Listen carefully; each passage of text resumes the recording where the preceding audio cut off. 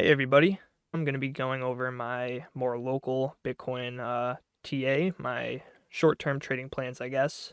And I actually did just take a long from right down here. I'll be going over that and pretty much going over my trading plans, talking about some shorts I might be looking to take, some longs I'm looking to take if we end up coming lower. But first off, I want to talk about this long that I took right down here. So I had this box marked out here on the chart. It is marked with golden pocket, high volume node, daily open, and value area low. And that daily open is now actually an untapped daily level because that daily candle closed. So yeah, basically this was a level I was watching, and you can see we actually did front run it here a little bit, but I still decided to take along there. So if I zoom out here to this larger range, you can see this green line right here marks out this high volume node. You can see, the point of control for Phemex is coming in all the way up at 16,800. And there's this, big wave of volume here. But then if you come down here, there's another kind of large wave of volume. And this candlestick right here is, going to be considered a high volume node because, of this whole area right here, the most volume was traded right here. So that is pretty much why I was targeting the top of this box here. I said, I think in my last video, that the juicier level is going to be this untapped daily with the value area low because they're pretty much right on top of each other. So I think that's, still a juicy level. And here on Phemex, if you take a fib from one of these first retraces that we got after we got this pump up here, this wick right down here, then the golden pocket 786 areas coming in right around that high volume node too. But if you go over to the Bybit chart, this bottom actually starts to look a lot nicer, and that's because Bybit actually made a higher low than Phemex did back here. On Phemex, we bottomed at 16,164, but on Bybit, that wick is coming in at 16,260, so almost $100 higher than on Phemex. And if you take a fib from that bottom, then we actually got a near perfect bounce off that 618. And not only that, but if you zoom out to the larger range here on Phemex, you can see that the point of control is actually coming in right around that golden pocket as well. I mean, I can move this line to the top of that candlestick over here, and you could say we got a perfect bounce off of that point of control area. So overall, that is why that level in particular was one that I was watching.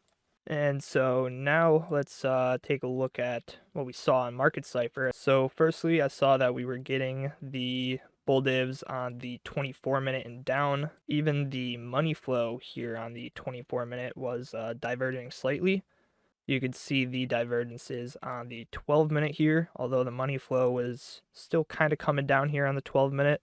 But as you came down to some of these smaller time frames, like here on the 5-minute, you can see it. We even started to see the local money flow divergence.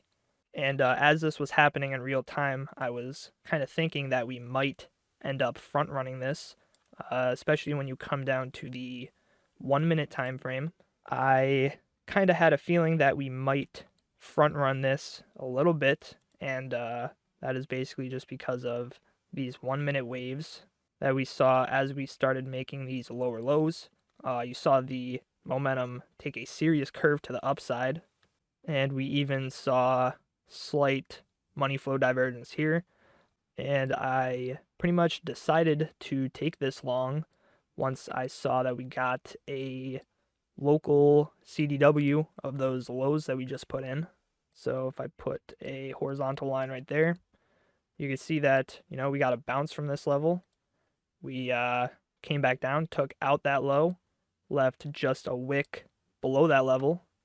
And for the confirmation, we got the 1-minute bull div with a bull div with money flow as well. Very slight, but still, this was confirmation for me.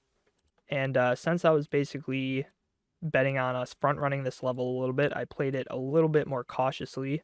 I had to pretty much set my stop down below this high volume node a little bit, and I didn't get a perfect entry on this. If I pull that long position back up, you can see my entry was up here, so I had to set my stop, yeah, pretty much down below this high volume node.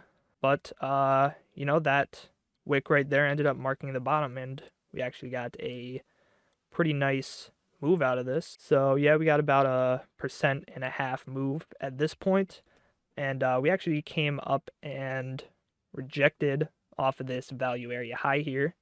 But I kind of had a feeling that we might continue making higher highs, and reason being, we didn't see any bear divs on any time frames as we made this high. Even on the 1 minute, this momentum wave came really high up as we made this high. Didn't form any bear divs yet. And on some of these lower time frames, money flow is getting very thick. So kind of looks like to me we may have some more room to the upside. And so let's talk about some of the levels I may be looking to short. So locally, I'd say the first, TP level and potential short level is going to be this golden pocket. So I was originally watching these highs up here, potentially looking to take out these highs because the golden pocket was coming in right in this box. But since we made this lower low, the golden pocket moved down, and so now I'm potentially looking to take out these highs and see if we can get maybe a swing failure pattern into that golden pocket, especially if we see some local bear divs as we do that. That could make for a juicy short right there. And, pretty much the reason I'm looking at these highs is just looking at the price action. I mean, you can see clear resistance right here. If you were someone that, let's say, took a short somewhere in this area or even somewhere in this area, you most likely have your stops set above these highs.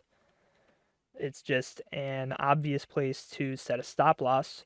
And, in my opinion, these highs are just begging to get taken out, because you know that there are market makers looking to hit those stop losses. Same thing with these highs over here. There's going to be stops set above these highs. There's going to be liquidity to be grabbed up here. And, the fact that we have some fib levels lining up here, the fact that we got some confluence there can give us some more confidence in this. So, yeah, that's basically the reason that I'm watching these two levels right here.